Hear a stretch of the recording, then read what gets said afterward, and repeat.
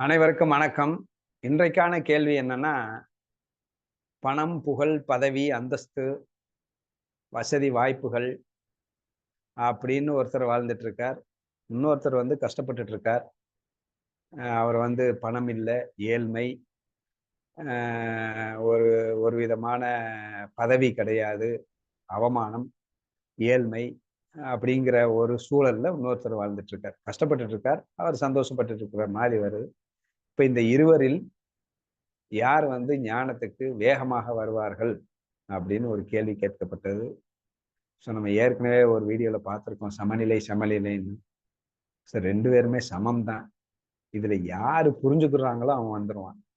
இப்போ உதாரணத்துக்கு அந்த ஏன் ஏன் சொல்லப்படுகிறது என்றால், பணம் இருக்கிறது, பதவி இருக்கிறது, அந்தஸ்து இருக்கிறது, வசதி வாய்ப்புகள் இருக்கின்றன, புகழ் இருக்கின்றன அப்படிங்கிறதுனால அவர் நிரந்தர இன்பத்திலே இருக்க போறதில்ல. இவன் நான் கஷ்டப்பட்டு கொண்டிருக்கிறேன், வேதனைப்பட்டு கொண்டிருக்கின்றேன், ஏழ்மையில் இருக்கின்றேன், அவமானப்பட்டு கொண்டிருக்கிறேன் அப்படிங்கிறதுனால நிரந்தரமா கஷ்டத்திலையும் இருக்க போறதில்ல. அப்ப இருவருடைய இன்பம், துன்பம் ஆகியவற்றை தராசுல எடுத்து வச்சீங்கன்னு வச்சுக்கோங்களேன். இவன் ஒரு விஷயத்துல இன்பமாக இருப்பான், இன்னொரு விஷயத்துல துன்பமாக இருப்பான். இவன் இப்ப அதை நம்மளே பார்த்துடலாம். இப்ப இவர் எந்த விஷயத்துல இன்பமா இருப்பான்னா, இவருக்கு அந்த பணம், பதவி இதெல்லாம் வரும்போது அகங்காரம் ஜாஸ்தி இருக்கும். அப்ப எடுத்ததெல்லாம் அவரா முடிவு பண்ணுவாரு. அப்ப அவரா முடிவு பண்ணும்போது 1008 தப்பு பண்ணி, அதனால கஷ்டப்பட வேண்டியது இருக்கும். 2வது அகங்காரம்.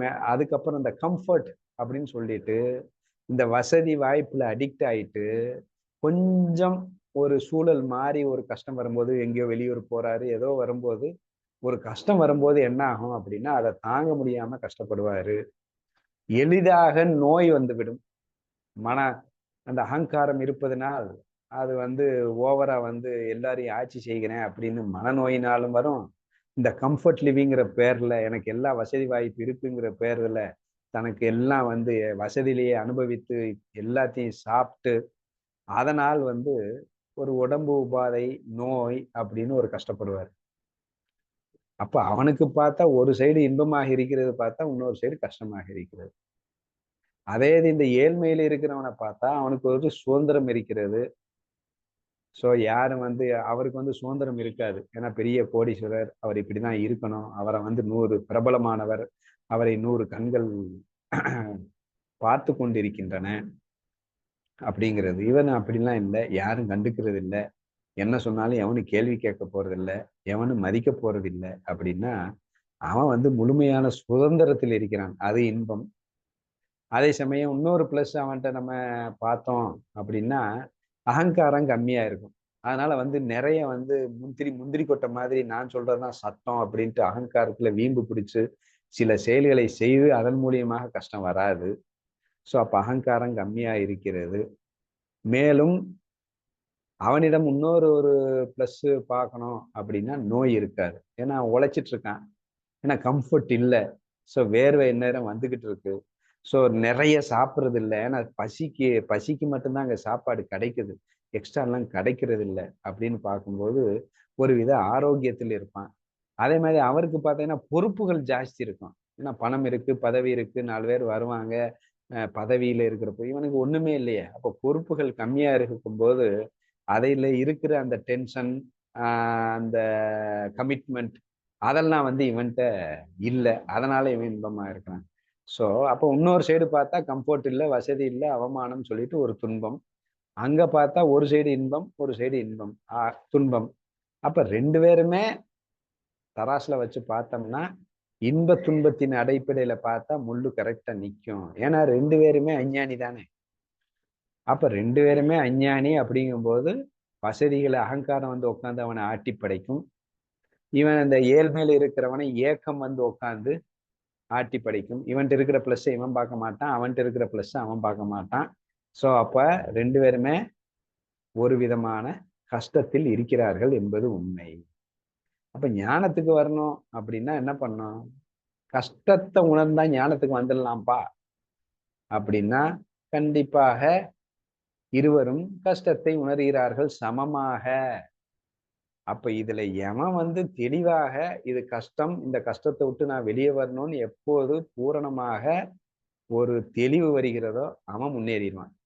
இப்ப இந்த சூழல் முக்கியம். சூழல் 2 பேருக்கும் ஒண்ணுதான். நம்ம கண்களுக்கு தான் வேற வேற. இருவருமே ஒரே மாதிரி தான் கஷ்டப்படுறாங்க. அப்போ ஒரே மாதிரி கஷ்டப்படும் 2 ஒரே மாதிரி கஷ்டப்படும்போது ஒருத்தன் ஞானத்துக்கு வர்றான்னா என்ன அர்த்தம்? அவன் தெளிவா அந்த கஷ்டத்தை உணர்கிறான். அந்த கஷ்டம் வேண்டாம் என்று நினைக்கின்றான். சோ அவனுக்கு இருக்கிற அந்த இன்பத்தில் விட இந்த கஷ்டம் வேண்டாம் அப்படிங்கிறது தெளிவு இருப்பதின் விளைவாக அவன் வந்து சரண் மேல வந்துருவான். அதே மாதிரி இன்னொரு அட்வான்டேஜ் 2 பேருமே இன்பத்துல தான் இருக்கிறாங்க. சோ அவருக்கு இருக்கிற அந்த வசதி, வாய்ப்பு எல்லாம் இருக்கு. அதுல கண்டிப்பா வந்து முழு திருப்தி இருக்காது.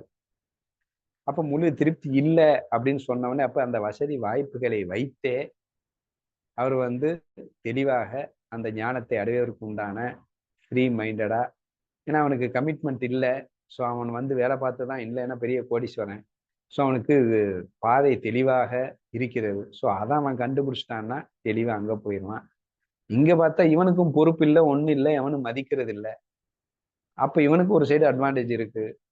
சோ இவனும் வந்து ஒரு நம்ம ஒரு என்ன சுகத்தையும் அனுபவிக்கிறோம். ஆனால் எல்லாம் சிற்றின்பமாகவே இருக்கிறதுன்னு இவனும் புரிந்து கொண்டால், அப்ப இவனிட்ட இருக்கிற இன்பம் சிற்றின்பம் என்று புரிந்து கொண்டால் இவனும் முன்னேறிடுவான். அவன் அனுபவிக்கப்படும் திருப்தி இல்லை, நிரந்தரமாக இல்லை என்பதை அவன் புரிந்து கொண்டாலும் அவனும் முன்னேறி விடுவான். இல்ல அவன் படுகின்ற கஷ்டத்தை, இது கஷ்டம், இந்த கஷ்டம் நமக்கு தேவையில்லை, நிரந்தரமாக ஆனந்தமாக வேண்டும் என்று அவன் புரிந்து கொண்டாலும் அவன் வந்து விடுவான். இல்ல இவன் படுற கஷ்டத்தை இவன் நிரந்தரமாக எனக்கு ஆனந்தம் வேணும் என்று புரிந்து கொண்டாலும் இவனும் வந்து விடுவான். அப்ப என்னை பொறுத்த வரைக்கும், கண்ணனை பொறுத்த வரைக்கும் சமம்தான். இது இதுல எவன் முன்னேறுவான் அப்படின்னா, எவனுக்கு வந்து அகங்காரம் கம்மியாக, எவனுக்கு வந்து உண்மையில் அகங்காரம் இல்லாமல் ஒரு தெளிவு வருகிறது. ஏன்னா 2 பேருக்குமே வாய்ப்பு சரியாக இருக்கிறது. இதுல யார் வந்து அந்த அகங்காரத்தை குறைச்சு அந்த தெளிவுக்கு முன்னேறுறாங்களோ, அப்போ அவர்கள் வந்து விடுவார்கள். அதனால இவர் வந்து ஹையர் பொசிஷன்ல இருக்கிறாரு. இவர் வந்து லோயர் வாய்ப்பு ஜாஸ்தி. இவர்களுக்கு வாய்ப்பு கம்மி அப்படின்லாம் சொல்லக்கூடாது. ஸோ உலகத்தில் உள்ள அனைவருக்கும் சமமாக சரியான வாய்ப்பை கண்ணன் கொடுத்து கொண்டே இருப்பான். அதுல வந்து மாற்று கருத்தே இல்லை.